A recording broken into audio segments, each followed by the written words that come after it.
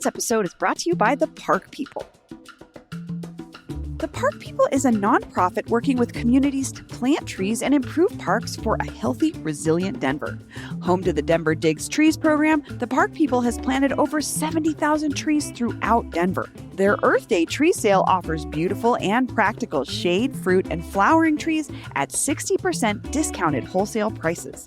The sale takes place on April 19th from 10 a.m. to 12 p.m. at the Park People's offices at 450 Decatur Street in the Valverde neighborhood. Learn more about the tree species offered as well as the benefits of planting trees this Earth Day at theparkpeople.org. This episode is brought to you by TaskRabbit. Denverites know how to work hard and play hard, but you don't have to do it all yourself. TaskRabbit has been helping Mile High City residents for over a decade with everything from furniture assembly to minor home repairs. Don't let that to-do list ruin your weekend. Use the TaskRabbit app to describe what you need and find a skilled tasker in your neighborhood who can take it off your plate. And TaskRabbit offers transparent pricing. You'll see the hourly rate up front, which includes the tasker's rate and the service fee, so there's no surprises at checkout. Download the TaskRabbit app or visit TaskRabbit.com today to get those home to-dos crossed off. This is Your City Could Be Better, because it could be. I'm David Plotz. If you love your city and still complain about it, you're in the right place. I'm an old person, and I've lived in cities for a really long time. And that means it's pretty rare that there's some kind of city policy or urban experiment that I've literally never heard of before. And that is why I am so excited to talk about democracy vouchers. Since 2015, the city of Seattle, unlike any other jurisdiction that I know of in the U.S., has given $100 in vouchers to every voter that the voter can then donate to the candidate of their choice in municipal elections. Basically, you can become a political donor without spending any of your own money and, in fact, spending the city's money. The city's tax money. I guess it is your own money because you probably paid those taxes. Today, I'm talking to Jane Zihu, the host of CityCast Seattle. And the question on the table is, would your city be better if it gave money to voters to donate to political candidates? Jane Zihu, welcome to Your City Could Be Better. Thanks for having me, David. So, Jane, how did this idea get started? When did it get started? How did it come to be? Okay, so the idea of democracy vouchers was actually proposed in the 90s by a Yale law professor named Bruce Ackerman. He had Bruce the idea... Ackerman? Oh, do you know Bruce? Sure. Yeah, I mean, okay. I don't know him, but I know his reputationally. Our old bud, Bruce. So he had the idea to give American voters $10 in Patriot credit cards to donate to federal campaigns. So this idea kind of just was in the ether for a while. And then the legal scholar Lawrence Lessig popularized it in 2011. He wrote this book about it and a New York Times op-ed, which did big numbers. And he was proposing $50 in vouchers.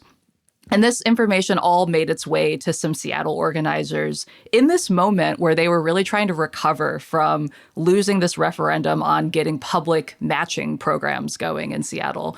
That was in 2013.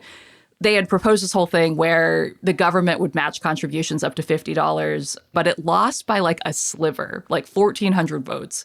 So the main group that was leading that effort heard about Lessig's work, and they decided to poll Seattleites on whether people here would be interested in doing something like a democracy voucher. It seemed pretty popular. They put it on the ballot for 2015 under the initiative called Honest Elections Seattle, and 63% of voters voted in favor of it, and that has been around ever since. We actually voted to renew this program back in August 2025. So, okay. So how does it work? What do the vouchers look like? Do you get them? Are there physical vouchers? How do you spend them? Who can you spend them on? Yeah. Okay. So you get physical vouchers to start. At least when the program first launched, you get a little piece of paper. It has 4 little rectangles that are perforated They kind of just look like, an old school gift certificate almost. And if you want, you can return them to the campaign of the person that you want to give them to. You can also return them directly to the Seattle Ethics and Elections Commission. One innovation that they've made since they first launched this program is you can now register online to just get your democracy vouchers there. And it seems like the people who do it that way are actually more likely to turn them in because you don't have to faff about with figuring out how to get this piece of paper back to where it needs to go. But you typically get them at the beginning of the year. Like, I think they're usually released in like February or March. And it depends a little on what elections are happening. Like, it has to be a city office, obviously. And some years there are only some people in some districts who get them. So for instance, this year here in Seattle, there's a District 5 seat open. And so those folks are getting $50, but the rest of the city, I don't believe, gets anything. Oh, interesting. Okay. And then you write on the voucher, or when you go online, you designate, I want it to go to this candidate. And could you put your own name on it? Could be like, it could go to Jane See Who, even though you're not running for office, or it has to be a registered candidate for office? So it has to be a registered candidate. So candidates have to go through a system of basically opting into this program. And part of that is actually receiving enough donations from individual people of at least $10 in order to be eligible to receive the democracy vouchers. And there are all a bunch of other requirements too, depending on which office that you're running for, in terms of like how much you can accept from an individual person, like keeping your total campaign spending under certain amounts, that you have to participate in public debates. So there is a little bit of a vetting process before you're eligible to actually receive the vouchers. Participate in public debates that's a good qualification. That's a good requirement. I think it's that you have to do at least 3 of them, which is kind of cool, I think. And where does the money come from for this?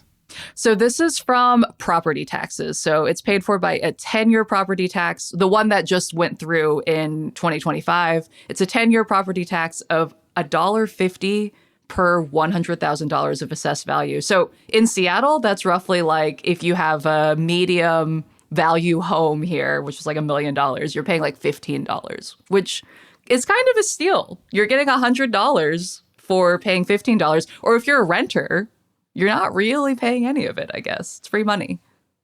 And what are the participation rates? I don't know how many voters there are in Seattle, probably several 100,000. How many of them are voting in municipal elections? And then how many of them are turning in their democracy vouchers? 2023, participation in the program was about 5% of people who received the vouchers, which is way higher than most rates of participation in like contributions, which typically is like 2.5% in other cities. So it also breaks things down by candidate disbursements. So in 2023, the city ended up giving candidates like $2.4 million. Okay.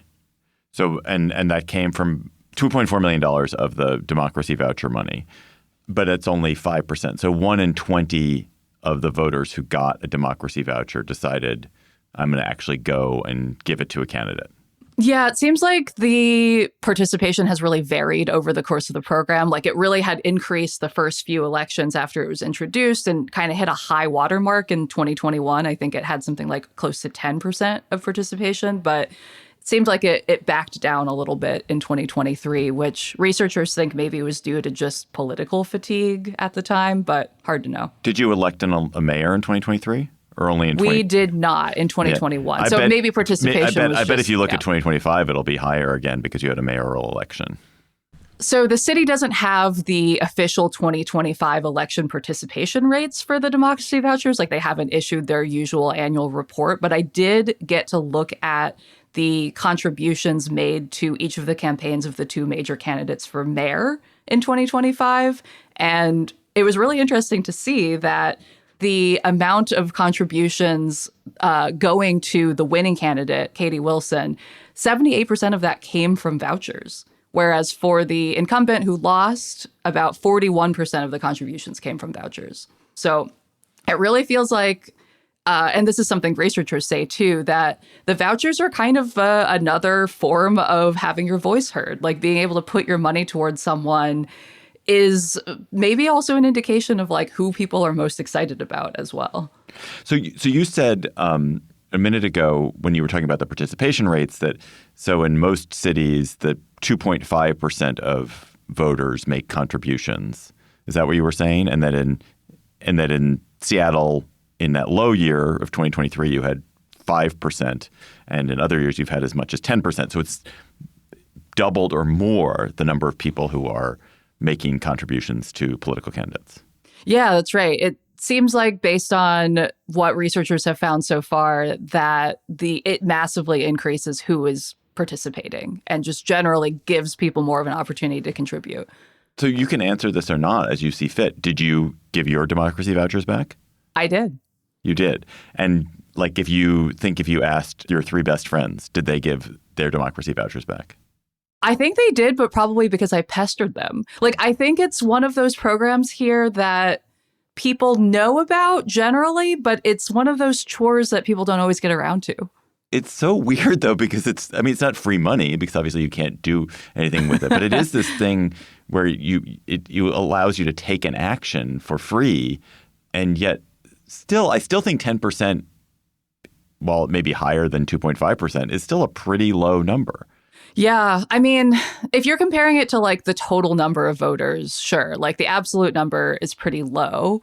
But I mean, I think if you're comparing it to usual participation rates of contributions in any major city, it is very demonstrably helping people participate in a way they haven't before. Right. It's like, we'll take any number of additional people who want to participate in our political system. If everyone decided to participate, would that bankrupt the city? Do they have a limit on it somehow? There is a limit on it. So the amount that any candidate can receive is determined by the spending limit for the election cycle, which is like determined in when you are applying to get these democracy vouchers. Like, this is the total amount that you're able to receive. And you can only redeem up to that limit. So that's actually one pitfall of this program. So in 2017, 29% of vouchers were assigned to campaigns that ended up not being redeemed because they had already hit the cap. I see. And the cap is there because they don't want the city to go bankrupt, or they don't think it's fair for, okay. Essentially, yeah, they're like, this has to work some way. Like, essentially the levy that they've put on property taxes only raises like $3 or $4 million a year. And so they really can't go that far above that budget.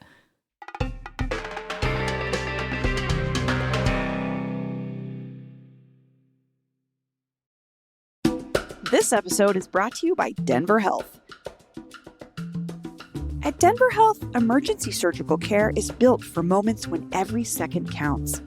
Denver Health is the first hospital in the Rocky Mountain region to earn the Emergency General Surgery verification from the American College of Surgeons, a distinction held by only a small number of hospitals nationwide. It reflects their ability to respond quickly, coordinate across teams, and deliver high-quality care in urgent, life-threatening situations.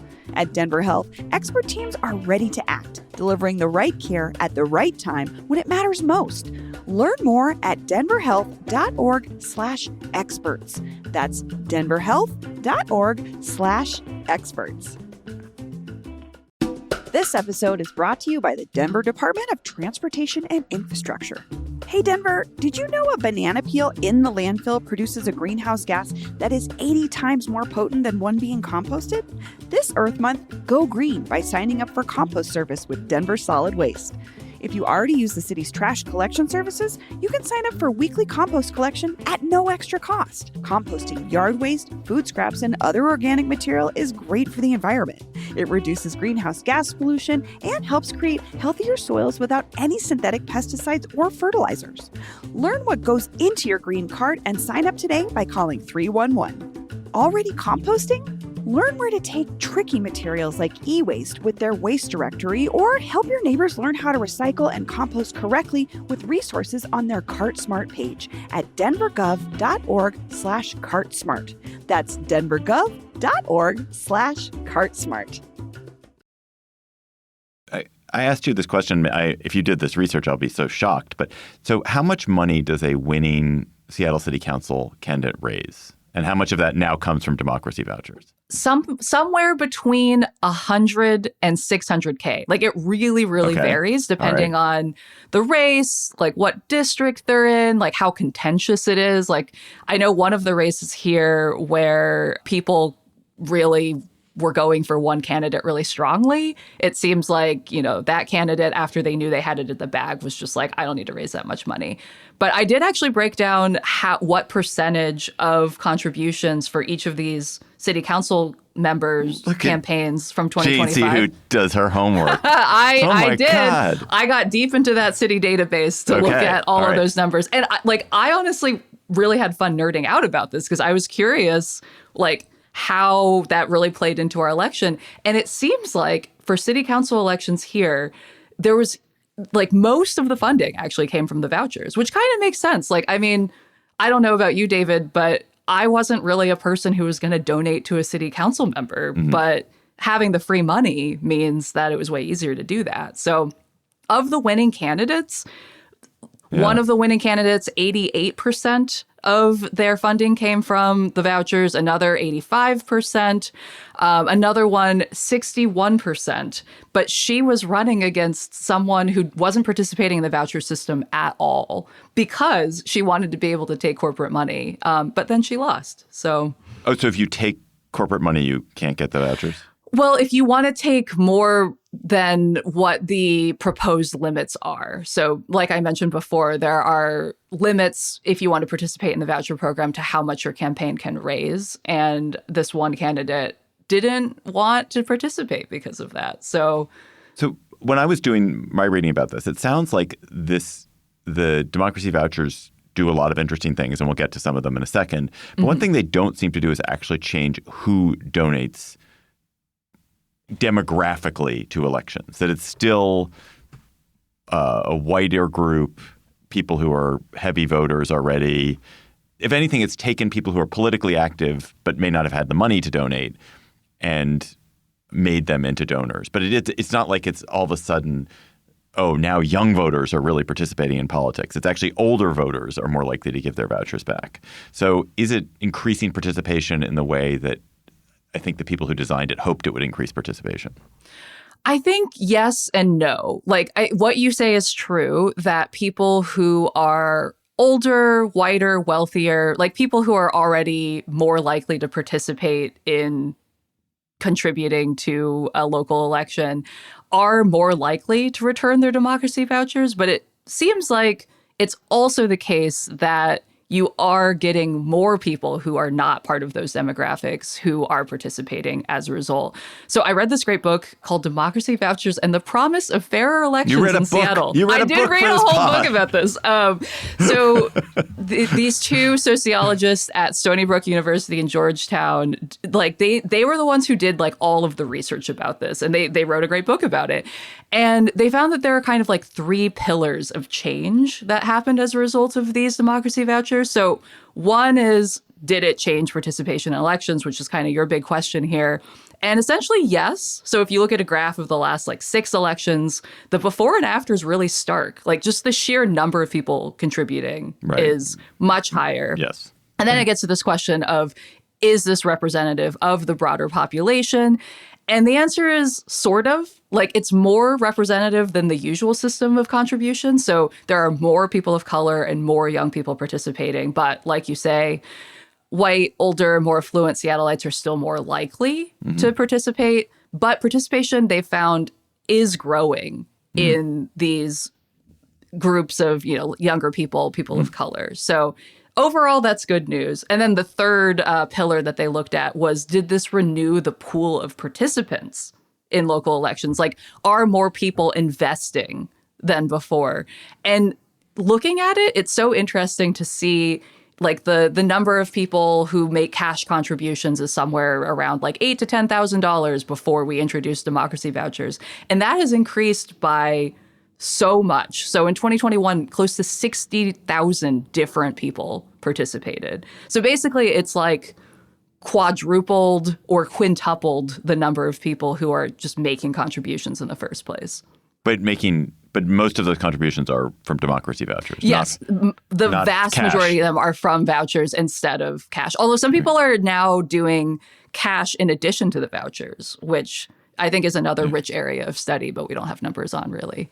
A couple of other finicky details. So they're $25 increments. So you can't give 10 to one, 12 to another. It's you give 25, 50, 75, or 100. That's right. Yes. Yeah. I will say that the hang up that I have sometimes about the $25 increments, because you've got, 4, you're like, I got to spend them wisely. Like sometimes I feel like I'm a kid where I have like 4 really good stickers and I'm like, well, like, where should I put them? Like, it's kind of permanent. Like, I got to make the right decision. And so I put off making a decision where like I'll give 2 of them away at the very beginning where I'm like, okay, I really want to put some money behind this primary candidate. But then I forget about the other 2 before they expire. So I think it is, it's kind of tricky sometimes to figure out how to distribute them the way that you want. And I said in the introduction that I didn't know of any other jurisdictions in the U.S. that have this. Are there other jurisdictions that have this, as far as you know? No. So the only one that has passed this is Oakland, California, which approved something similar in 2022, but it has been paused due to lack of funding. I don't think they're going to start it until at least next year, if they do it at all. Yeah, and you do hear, and I think New York has this, the government matches, where yes, if I give $10, the government will match it, another 10 or 20. I think New York, it's an 8-to-1 match for some elections. But this is different. So let's go to the, your city could be better. Is your city better? So when political scientists look at the effect on the elections, you've identified some. There are more donors. But what are the other effects? Are there any other effects on elections? Do they have any effects on who wins, on who does well, on incumbency, on new kinds of candidates? All of those things, actually. So it changes who is running in a lot of ways. So candidates have actually said that it's easier to run and that having these vouchers means that there's a lower barrier to entry. We also do know that it has been associated with more people of color and more women winning among candidates, and that the average age of people running went down from 55 to 47, which is not a huge change, but that's like a decade. That's a huge change. I disagree. Huge. That's amazing. Yeah. Yeah. So, it's interesting that it's not only influencing, how voters are having their voices heard or, their money spent, but it's also kind of changing the incentive structure for candidates to run potentially. Right. And your example of your mayoral race where you have a young woman, Katie Wilson's a youngish woman, right, who won that election over an incumbent. Younger than the average, I guess. Yeah. She's like early 40s, I think. Yeah. So. Okay. So, but not an old woman who won that and did it with 78% of her donations. That's right. Yeah. That's astonishing. So this is just for Seattle, for municipal elections. Would this be legal? Could the state do something like this? And could there be a federal version of this? Or would that be illegal if it were federal? There was actually a 2017 legal case brought to county court alleging that our voucher system infringed on homeowners' First Amendment rights to use taxpayer dollars to fund speech they didn't support. And that actually got appealed to the Washington State Supreme Court, who ruled against the homeowners. They said that the precedent came from this 1976 case, Buckley versus Vallejo, which upheld the use of government funding of campaigns, including limits on spending by candidates who choose to accept government subsidies. So it's unclear, though, whether the U.S. Supreme Court would come to the same decision, though. So, there has actually been a similar program proposed at the federal level in 2018. So Ro Khanna, who is a California representative, introduced a Democracy Dollars Act and proposed that each voter gets federal election vouchers, too. So $25 for the president, $15 for the Senate, and $10 for the House. But it didn't really go anywhere. Interesting. How well known is this in Seattle? Obviously, you know about it because you're talking about it. But do you think is this something that people broadly care about, talk about, know about? I think know about. I would guess most people at least know about it. as we talked about, participation is not super high. Like, I do think that people know about it and know that they like maybe should be returning them in the same way that a lot of people feel like they should be voting. But our municipal elections often are in the 30 to 40% range. So it's not atypical for a city to not have, huge election turnout unless it's tied to a presidential election as well. It's not like a huge point of civic pride or anything, which I've always been surprised about because it's such a cool program and we're the only ones doing it. Yeah. Are there any people who object? Are there any haters? I have never heard of a hater, I will say. Like, people taking free money and being able to give it to someone they like, it feels like... It's not free money, Jane. It's your tax money. Yes, it's tax money. Sure. You're paying extra taxes to do this. As a renter, you're feels paying like a higher rent. It might be true. It might be true. It does feel like you're getting away with something a little bit if you're not a homeowner having to directly absorb those costs. But I mean, I have talked to a lot of people who know about them but have never used them, which I don't think is uncommon. It is. I wonder why it hasn't really spread beyond Seattle. It's just like a genuinely interesting new idea. And as you say, if there's not a huge objection in Seattle, maybe if you did it in Detroit, people wouldn't object, or in Nashville, people wouldn't object. Yeah, I mean, there have been other proposals in LA, Austin, Albuquerque, New Mexico. I think at the state level, New Hampshire and South Dakota have tried to pass something like that. Actually, South Dakota passed it, but then it was repealed by a Republican-controlled legislature and governor. So, I mean, it does seem like it's most popular in mid-sized cities that are run by Democrats. And, I mean, I kind of agree with you. Like, I'm surprised that more people haven't tried this, but the only thing I can think of is incumbents have reason to dislike this. And I don't know. I mean, if you're like already very comfortable and deeply entrenched in the political system in your city, then you're like, why would I want more democracy when things are already working pretty well for me? It's like, why shake up this whole thing? I've also heard the argument, of course, it takes time and effort to get this on the ballot.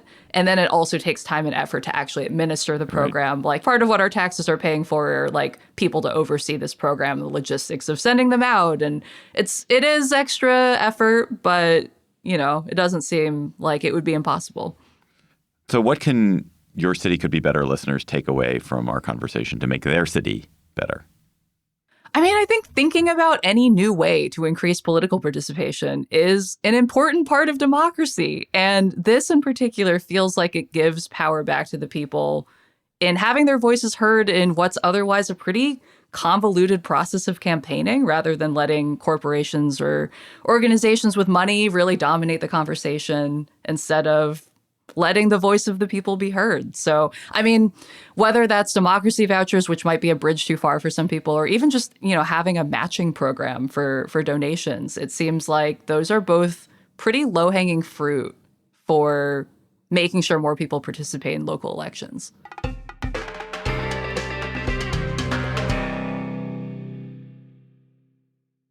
That was so interesting, Jane. Now we're going to go to a little lighter topic.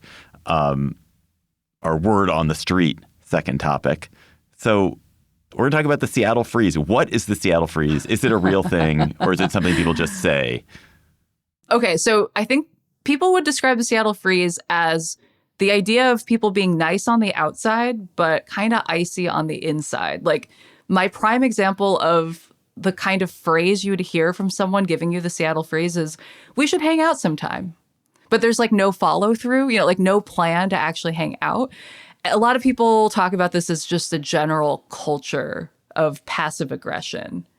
And I don't know, some people point to like the Scandinavian roots here as a reason, like that being a part of more Scandi nations. But I mean, I'll hit you with a hot take, which is I don't think it's real. I think it's a fake thing. I think it's a self-fulfilling prophecy. So when did it emerge? So when I remember, when I used to spend time in Seattle in the 90s, I'd never heard the phrase the Seattle Freeze, but now it seems like it's the rep. Oh, interesting. I don't know about when the idea of it got more popular, but what you're saying actually gives me some fodder for my theory, which is that I think this happens anytime you bring together a strong contingent of locals with a lot of transplants. And if you were here in the 90s and you didn't hear much about it, I wonder if that's because the era of transplants was not as strong then. I feel like with the tech boom here, the 2000s and 2010s were really when a lot of people started moving to town. And I mean, I think this just is inevitable. Like when you have a group of people who are like deeply entrenched in the community, they grew up here, and then you've got a bunch of new people moving in, it just feels like a culture clash a little bit. And so you think it's not really real? Do you think it would be true in any city where there's a lot of transients? I see this in my hometown. I grew up in Louisville, Kentucky, which is not a place that has a name for this thing. But I've heard from a bunch of people who are new to town or like have moved there as adults saying that they found it really hard to get into a social circle in Louisville because a lot of people there end up hanging out with, who they went to college with or high school or even like middle school. Right. And it kind of makes sense. It's like, if you've already got your crew of people, no, we're not accepting new friends right now. But here, I think it just also becomes an easy crutch to avoid social interaction. Like, as you probably know, we have a reputation for the weather being very gray and rainy a lot of the year. I think it's just like getting easier and easier to disappear into like our online worlds rather than interacting in real life and just being like, ugh, it's too hard to make friends because of the Seattle freeze. Because of the Seattle freeze, not because I'm not trying, not because I'm just sitting on my hard. ass. Like, I get it. Like, I understand. But I think there's like a little element of maybe it is harder to break through people's exterior here. But I don't know. I'd say half of my friends here are transplants and half of them are people who grew up here. So I'm like, it can be done. What's, I think, to me is so odd about this theory is that actually the people who are desperate to make friends are transplants. So I think where you get tension is when the native who is like, I don't need these people. They are annoying. All the prices are higher. Like, why is there another poke shop here? And like the natives are encountering the transients. But I would have thought the transients would be not Seattle freezing themselves at all. They'd all be like, I'm new in town. Let's hook up. I think you see some of that, but then you also, I think, have some folks who are like, I'm new and this is just really hard. And I mean, to that I say, yeah, it is hard. I think it takes a few years to build relationships anywhere you move. But here, because we've got this built-in thing you can point to, it's easier to point to that thing instead of just accepting that it's hard. Yeah. I mean, D.C., where I live, is a city filled with transplants and with people who come in and out of it. And I actually think that especially when you're young and you move to D.C., it's pretty easy to plug into social circles for the reasons I just talked about, because everyone else is new. And so you're all in the same position. And so everyone's kind of joining up. Also, because I guess political careers are intrinsically more social careers than tech careers. A lot of people who go into tech careers are personality. Or you're like working from home too, I think is another big thing here, which is, a lot of people are not going into an office and meeting people organically. I mean, is there a word for that in DC? Like the clash between people who've been around for a long time and people who are just moving through? No, because I've been around for a long time. I grew up here, and we're just seen as irrelevant. Nobody cares about us. Everyone knows that it's a city where the transplants matter, and the locals we're interesting curiosities. Jane C. Hu, host of CityCast Seattle, thank you so much for coming on Your City Could Be Better and doing so much prep work. That was amazing. Thanks so much for having me, David. Listen to Jane every weekday on CityCast Seattle.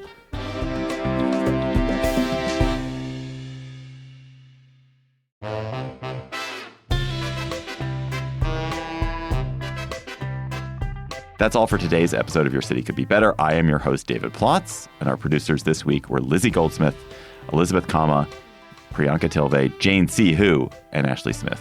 Our music is by Carl Christensen. If you are enjoying Your City Could Be Better, why not tell your friends, rate the show, and leave us a review wherever you get your podcasts. We'll be back next week with another conversation about how your city could be better. Bye-bye.